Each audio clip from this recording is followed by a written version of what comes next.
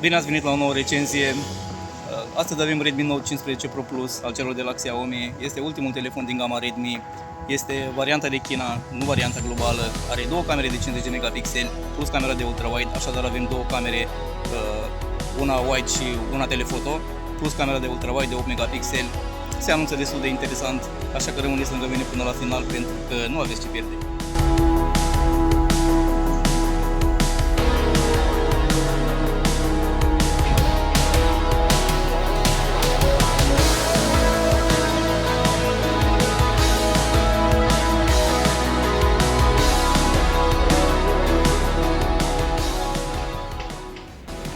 Începem testul de astăzi cu camera ultra-wide, care din păcate are doar 8 megapixeli. Însă e bine că aceasta există.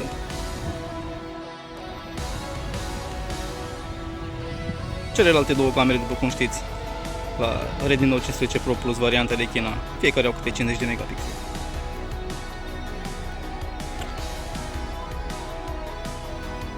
Pare oarecum stabil pe ecran, că se descurcă foarte bine. Ar fi fost bine, bineînțeles, un 60 de frame-uri pe secundă, dar cred că arată destul de bine și acești 30. Haideți să vă arăt un pic soarele. Îl focalizează ok.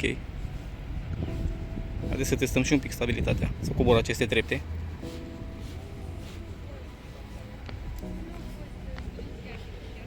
Chiar pare ok. Și un pic de focus la camera ultra-wide.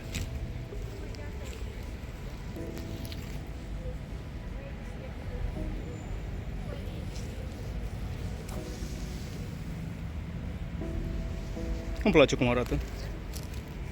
Bineînțeles că nu mă dă pe spate, dar chiar cred că este ok. Haideți să-i dăm un 7 din 10. Ok? Haideți să vedeți câteva fotografii și să mergem mai departe.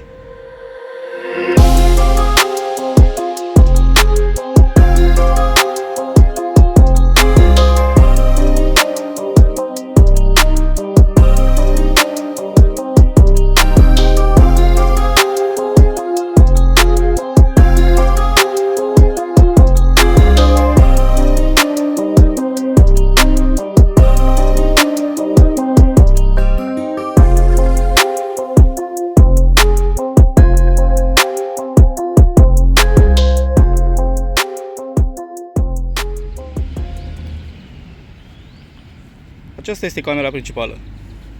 Are 50 de megapixeli și poate filma până la o rezoluție de 4K în 30 de frame-uri pe secundă. Adică este exact ceea ce vedeți voi acum pe ecran. Din păcate, cred că limita acestui telefon este procesorul.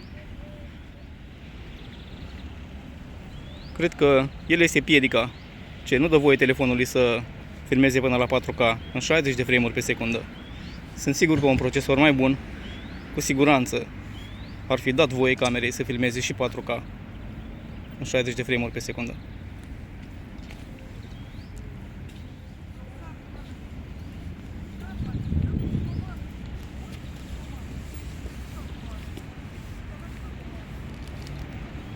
Totuși mi se pare că arată destul de bine și la cele 30 de frame-uri, dar se văd destul de mult acele frame drops pe care un 60 de frame-uri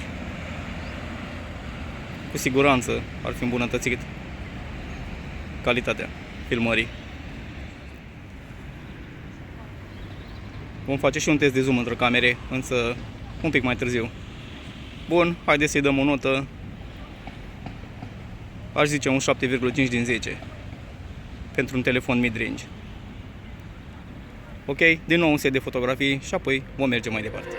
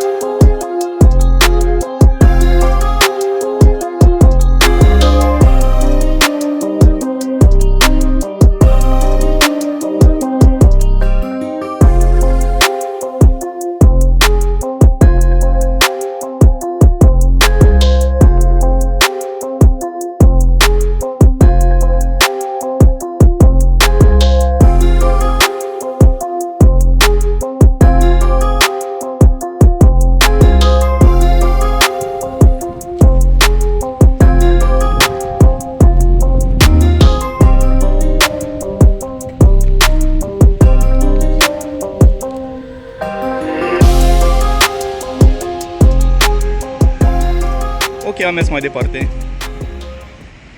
Aceasta este tot camera de pe spate, cea principală, de 50 de megapixeli. Și filmăm la o rezoluție de 4K în 60 de frame-uri pe secundă. Camera este stabilizată optic. Cu toate acestea nu avem în meniu o opțiune de a activa modul Ultra Steady. Acesta merge însă până la 1080p în 30 de frame-uri pe secundă.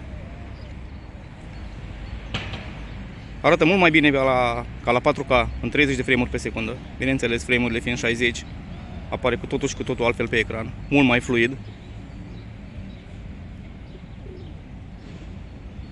Și mult mai frumos se vede. Chiar foarte frumos, să spune. Din păcate nu există un mod HDR, la fel. Sau Dolby Vision. Este doar un 4K la 60 de frame-uri pe secundă normal. Pare foarte stabil. Acum merg ușor. Haideți să alergăm un pic. Ok, acum alerg. E o alergare ușoară. Tot pare stabil. Chiar stabil, aș zice. Haideți să probăm un pic zoom-ul. 2,5x. Hai să mergem un pic către Rom Petrol.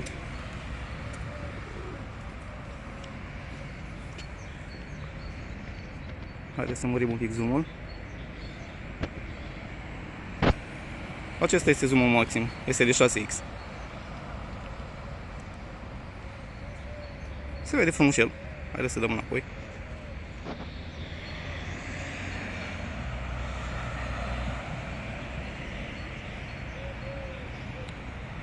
(1,5) 1x. Cred că s-a descurcat bine ușor, zic eu, părerea mea. Ok, eu sunt mulțumit de camera principală. Cu filmare în 1080p la 60 de frame-uri pe secundă. Cred că a mers cel mai bine de până acum. Iar dacă ar fi să îi dau o notă, i-aș da nota 8,5 din 10 pentru un telefon din categoria mid-range.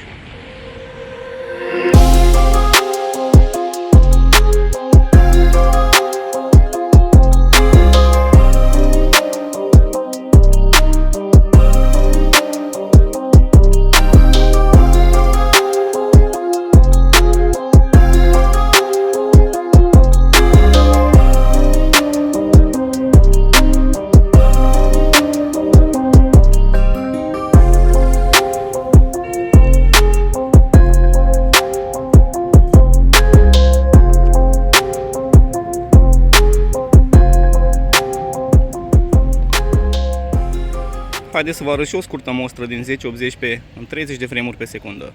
Haideți să vedem un pic focusul. Toți suntem aici.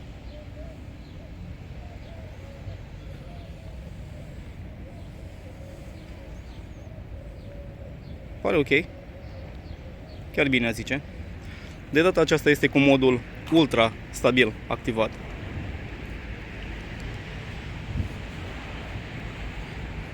Se văd frame drops-uri. Imaginea nu este atât de clară și nu este atât de stabilă ca la 1080p60, chiar dacă este cu modul Ultra Steady activat.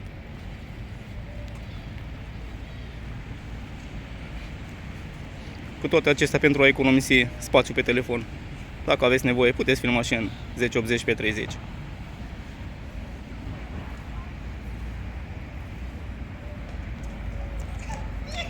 Ok, mie mi se pare ok.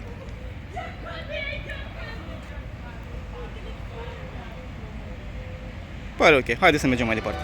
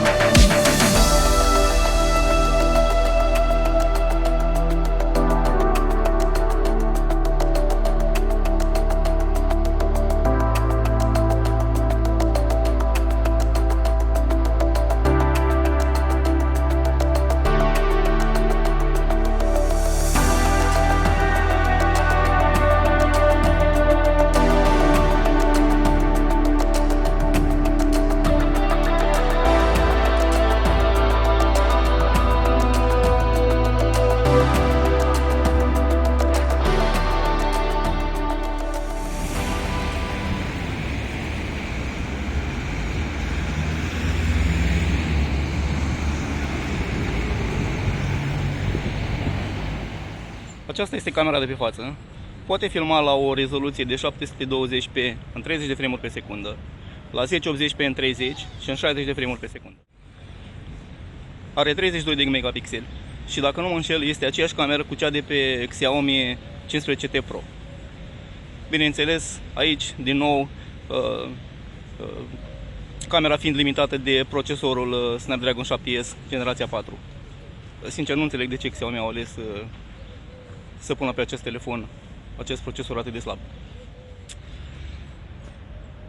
Cred că telefonul ar fi avut o rezoluție mult mai bună și o stabilitate mai bună dacă Xiaomi legeau să pună un telefon chiar și Mediatek, de exemplu, 8300 sau eu știu, chiar și din seria 9000. Bun, per total eu zic că camera totuși este ok.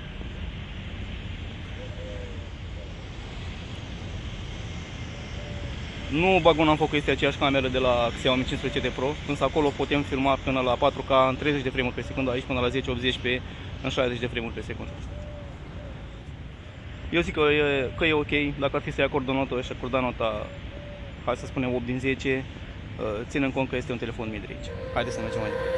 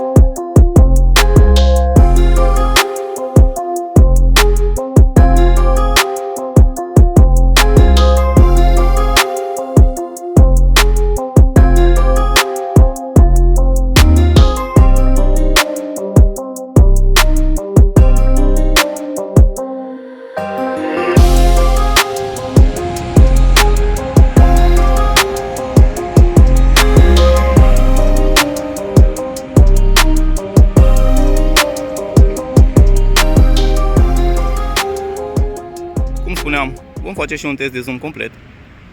Acesta este ultimul test al telefonului. Am pornit de la camera ultra-wide. Acum, ceea ce vedeți este 0,6x, iar rezoluția este 1080p în 30 de frame-uri pe secundă. Acesta va fi doar un test de zoom. Așadar, pornim de la camera ultra-wide.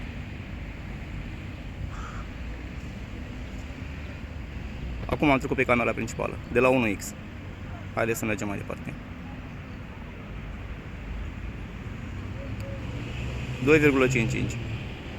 2,5x am trecut pe camera telefoto. Haideți să mergem și mai departe.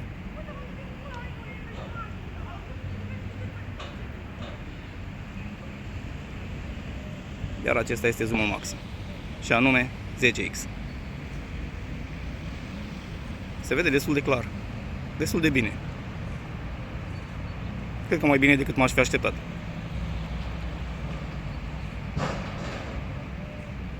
Da, chiar se vede destul de clar. Dăm înapoi. 6x.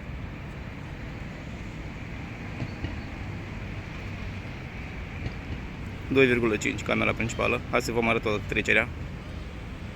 Camera telefoto. Camera principală. Iar de la 1x va intra camera ultra-wide. Haideți să vă arăt încă o dată. Acum. Camera principală. Camera ultra-wide. 0,6x. Pe o scară de la 1 la 10 o să dau nota 7,5. Acestea fiind spuse, vă mulțumesc că ați fost alături de mine. După acest review va urma o comparație între Redmi Note, cel de față, și Xiaomi 15T Pro. Așadar, dacă nu ați subscris încă la canal, puteți să o faceți și probabil într-o săptămână, o săptămână și ceva, veți vedea și comparația cu 15T Pro. Numai bine!